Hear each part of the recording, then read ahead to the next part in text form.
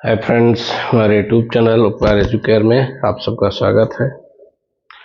आज हम लोग एक्चुअली आज होली की छुट्टी है, तो हम चाहते हैं कि ज़्यादा से ज़्यादा वीडियो बन जाए और इतिहास, भूगोल और क्या कहते हैं पॉलिटी, इकोनॉमिक्स, ईवीएस सारे के वीडियो जल्दी से जल्दी पहुँचे। सीटेट और सुपरटेट के भी वीडियो, साइकोलॉजी, हिंदी, पर्यावरण बहुत है काम करने को। एक्चुअली स्कूल की ड्यूटी की वजह से चाहते हुए भी समय नहीं दे पाते। जब सारे वीडियो पहुंचेंगे एक तरफ से तो थोड़ा सा लगेगा हाँ कंटेंट है। चलिए वो बातें किसी और वीडियो में हम लोग करेंगे। प्लानिंग, क्या क्या प्लानिंग है हम लोगों की अपने इस ऑनलाइन प्लेटफॉर्म के जरिए। एक हाइब्रिड क्लासेस की भी कंसेप्ट चल रही है दिमाग में, जिसमें हफ्ते में 6 दिन आप ऑनलाइन पढ़िए और संडे को ऑफलाइन टेस्ट दीजिए और रिवीजन कीजिए। जो कोई डाउट हो तो प्रतिदिन 10 से 2 बजे के बीच आप फ़ोन करके पूछ सकते हैं, वीडियो कॉलिंग के जरिए पूछ सकते हैं। डाउट क्लास का भी समाधान होगा बाय कॉल पर डे, और संडे को ऑफलाइन होगी। चलिए हम लोग मौर्योत्तर काल में यवन को पढ़ चुके हैं। आज हम लोग शकों को पढ़ते हैं। यवन, शक, पहलव, कुषाण 4 विदेशी शासन आए। इनके यूनानी नाम भी, शकों को यूची कहा जाता था, सॉरी सीथियन। यूनानी लोगों ने सीथियन कह के संबोधित किया है। एक्चुअली जिस समय का ये इतिहास है, 1ली शताब्दी के आसपास का, बहुत एग्जैक्ट भारतीय ग्रंथों में साक्ष्य नहीं मिलते हैं। एवं शक, पहलव, कुषाण के संबंध में बहुत सारी जानकारी हमें चीनी ग्रंथों से भी कलेक्ट करनी पड़ती है। तो कहा जाता है कि शकों की 5 शाखाएं थी, जिनमें से एक अफगानिस्तान, शकिस्तान, सिस्तान या शकिस्तान एरिया में रही। 4 शाखाओं ने भारत में शासन किया। उन्होंने जो अपने क्षेत्र बनाए वो तक्षशिला, मथुरा, नासिक, उज्जैनी, यानी तक्षशिला के शक, मथुरा के शक, नासिक और उज्जैनी। अलग अलग ब्रांचों ने लगभग अगर मैप पे आप देखें तो ये जो ग्रीन वाला ये पूरा शकों का इलाका है। ये एक्चुअली रुद्रदामन का, आगे पढ़ेंगे। सवाल क्या आता है, रुद्रदामन किस ब्रांच का है? उज्जैनी ब्रांच का। रुद्रदामन के पिता का नाम जयदामन और दादा का नाम चेष्टन है। इस पे भी आएंगे हम लोग।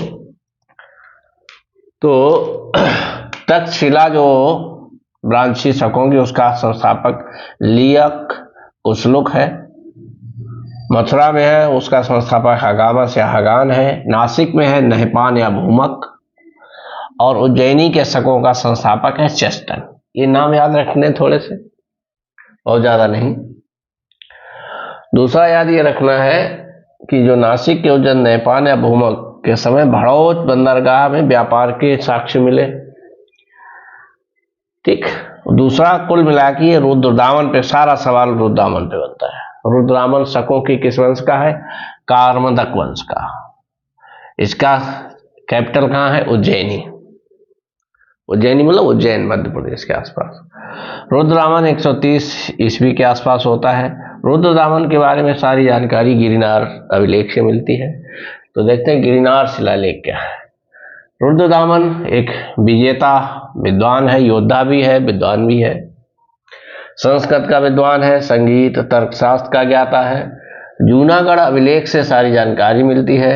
यह संस्कृत भाषा का ब्राह्मी लिपि में लिखा गया है, चंपू शैली में है। चंपू शैली मतलब गद्य और पद्य मिक्स, उसको चंपू शैली में कहते हैं।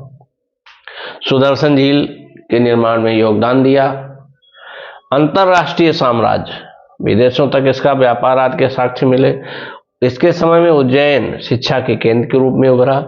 ये रुद्रदामन का एरिया है, हरा वाला। ये इतना आप देख रहे हैं, अफगानिस्तान, पाकिस्तान, पंजाब, दिल्ली, मथुरा, उज्जैन, ये पूरा इलाका रुद्रदामन का है। रुद्रदामन का अक्सर सवाल सुदर्शन झील को लेकर के भी आता है, बहुत इंपॉर्टेंट है।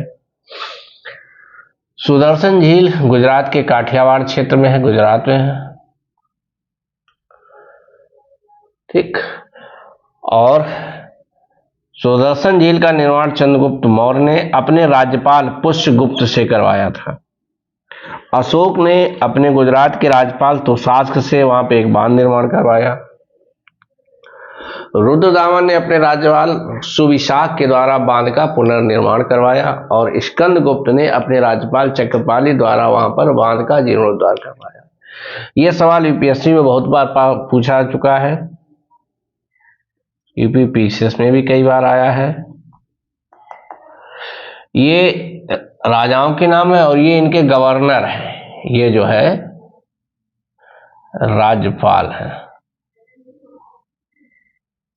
ये अक्सर सवाल आता है, ये राज्यपालों के नाम है, तो ये मैच कराने को आता रहता है। चंद्रगुप्त मौर्य का राज्यपाल कौन है? पुष्यगुप्त। उस गुजरात या काठियावाड़ इलाके का राज्यपाल पुष्यगुप्त है। अशोक का तुषास्क है, रुद्रदामन का सुविशाख है, स्कंदगुप्त का चक्रपाली। तो याद रखना। काम क्या कराया? चंद्रगुप्त मौर्य ने निर्माण कराया था उस झील का। अशोक के समय वहां पे एक बांध का निर्माण किया गया।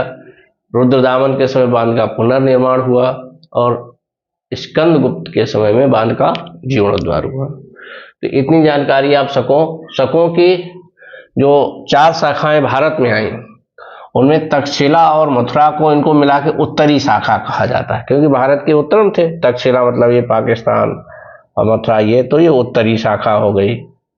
नासिक और उज्जैन को मिला के पश्चिमी शाखा कहा जाता है। नासिक इधर महाराष्ट्र में और इधर नासिक और उज्जैन ये मिला के पश्चिमी शाखा हो गई, तो इनको पश्चिमी शाखा भी कहा जाता है। सवाल पूछा गया है कई बार कि रुद्रदामन शकों की किस शाखा से संबंधित है? उत्तरी शाखा, पश्चिमी शाखा, पूर्वी शाखा, दक्षिणी शाखा। तो पश्चिमी शाखा, यानी जो उज्जैनी पे थे, चेस्टन जिसका संस्थापक चेस्टन है। दूसरा सवाल इनके संस्थापकों पे आएगा। चेस्टन, नासिक नहपान, मथुरा हगामस, तक्षशिला लिया क्या कुछ लोग और अफगानिस्तान।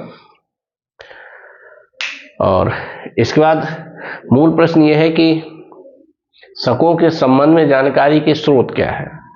तो शकों के संबंध में चीनी ग्रंथों से जानकारी मिलती है, कुछ शिलालेख अभिलेख मिले उनसे जानकारी मिलती है।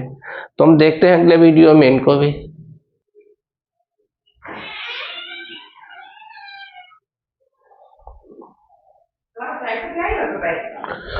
शकों की जानकारी के निम्नलिखित स्रोत माने जाते हैं।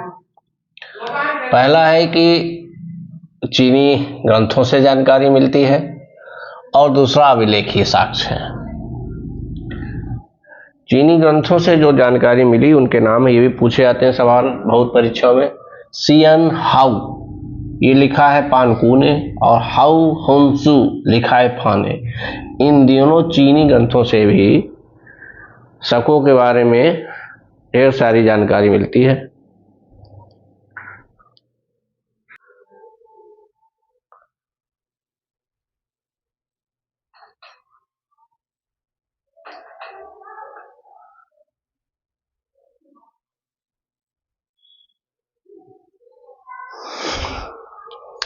ये जो चीनी ग्रंथ है सियन हाउ और हाउ हंसू, इनके नाम याद रखना। सियन हाउ का लेखक है पानकू, हाउ हंसू का लेखक फान है। एक और जानकारी स्रोत है जैन ग्रंथ कालकाचार कथानक। कई दफे बहुविकल्पी सवालों में पूछ लिया जाता है कि शकों के बारे में जानकारी का निम्नलिखित में कौन सा स्रोत नहीं है, तो उसमें कालकाचार कथानक भी होता है। तो थोड़ा बहुत इतना ही जान लिए क्या है। एक कालक आचार्य जैन मुनि थे, उनका लिखा हुआ ये कथानक है। वो उज्जैन के शासक गर्दभिल से नाराज हो गए थे। एक्चुअली गर्दभिल शैव मत का अनुयायी था और ये जैन थे, तो इतने नाराज हुए, कहा जाता है इन्होंने शकों को आमंत्रण भेजा था। शक आए, मतलब कालकाचार कथानक के अकॉर्डिंग शक आए और उन्होंने गर्दभिल को पराजित किया, ऐसा जैन मुनि कालक आचार्य ने कहा है। कालांतर में इसी गर्दभिल का बेटा विक्रमादित्य हुआ, जिसने शकों को पराजित किया और एक विक्रम संवत चलाया 57 ईसा पूर्व। जो विक्रम संवत है वो यही विक्रमादित्य है, गर्दभील्य का पुत्र। दूसरा जो अभिलेखी साक्ष्य है, इनमें हम लोग देख सकते हैं, ये भी बहुत बार बार पूछे जाते हैं बहुविकल्पी सवालों में, प्रीलिम्स एग्जाम में। रुद्रदामन का अंधो अभिलेख कच्छ की खाड़ी में है ये। रुद्रदामन का जूनागढ़ अभिलेख, दोनों ये भी गुजरात गिरनार में है, गिरनार में, लेकिन दोनों गुजरात में है।